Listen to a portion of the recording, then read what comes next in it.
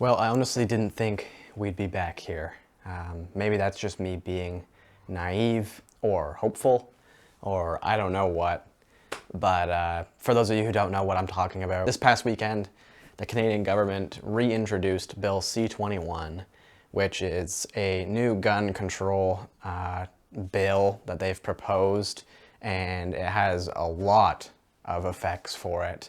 And one of those things included in that is changing what defines a replica firearm. And airsoft is 100% going to be mixed in with that. So as we know it, if this bill passes, airsoft will be no more in Canada, period. So it's extremely frustrating. I'm extremely frustrated. Many of you are as well, I know that, and I apologize for not being more vocal sooner. I felt like the last time around I wasn't vocal enough. I feel like I have a responsibility to my community, my followers, to all of you, to airsoft as a whole, this sport that we love so much. And, you know, I don't have a huge following, but I've got a following nonetheless. And I feel like I need to at least be doing my part in leading the charge towards making what the government's trying to do at least known, and get some people talking about it and rallying against it. Because at the end of the day, we're all taxpayers. We're contributing to this government, and we have a bigger say than we think we do. And truth is, they may not want to listen to us. And I mean, that's nothing new, but if we keep drilling home our points, our perspectives, and being reasonable about it, I do believe that the government will listen to us, hear us out at least. And last time around, we learned a lot going through this whole Bill C21 motions, and we're ready to fight this fight for our sport, for airsoft, for our hobby. There's so many business owners that will be affected by this, myself included. This whole channel, it's out the window if this whole bill passes. I can't make airsoft content anymore, which is extremely frustrating and extremely sad. Airsoft is an awesome hobby, an awesome sport where we get out, we get active. If it wasn't for airsoft, I really am not the most physical guy. I don't do a lot to exercise and things like that. And airsoft is kind of my excuse to be active and physical and get outside in the woods and just be boys, be guys. I'm embarrassed that our country thinks that banning toy guns is going to save lives somehow. I'm embarrassed that this country thinks that shortening the mag capacity on lever action hunting rifles is going to somehow prevent gun crime. Evil people are always going to do evil things. We're seeing that everywhere. And putting a ban on legally purchasing an already difficult to get handgun here in Canada is not going to stop an evil person from purchasing a handgun from some gangbanger out of the back of his truck. People who are doing illegal things will always find new ways of doing illegal things. At the end of the day, I believe that the government is just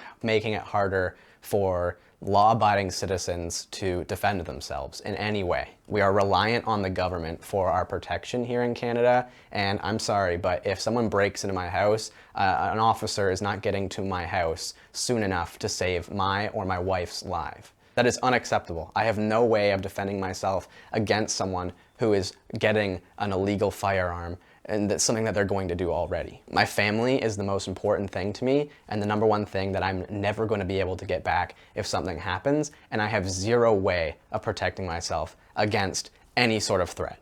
Again, I have been way too silent about this. My views on everything politically in terms of guns, airsoft, whatnot, but this is like the last straw. It's gotten too far. We need to speak up. I've been contacted by the ASIC, which stands for Airsoft in Canada. We've been emailing back and forth a little bit, and they have some great information for you. They keep everyone updated. Definitely follow them on Instagram. I'll have a link down below, as well as you can check out their website. They've got a ton of really good information. They really do a good job at keeping people updated and informed on what's actually in these bills and what's actually being stated and said. But the number one thing that we need to be doing is being vocal about it, but being reasonable about it. Unfortunately, a lot of our voices are irrelevant because of our views, but we need to make sure that we're doing our part to be heard. So we need to be contacting our local MP. You can email them, you can find their email on their website, but preferably send them a letter or make a phone call. It can take 10 minutes. I'm hoping that as a community,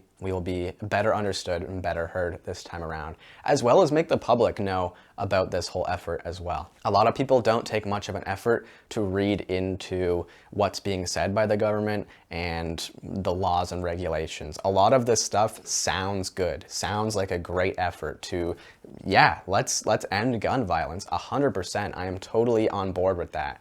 But the methods of doing it are just simply foolish and incorrect, and they're avoiding the core issues that need to be addressed. Again, I am absolutely embarrassed that our country thinks that banning toy guns is going to solve gun crime issues and save lives. If someone is using an airsoft gun to impersonate a real weapon, it needs to be treated as such. I 100% believe that. But I can go down to Walmart, buy a Nerf gun, or grab a blender in my kitchen and spray paint it black and walk down the street and people will think I have a real gun.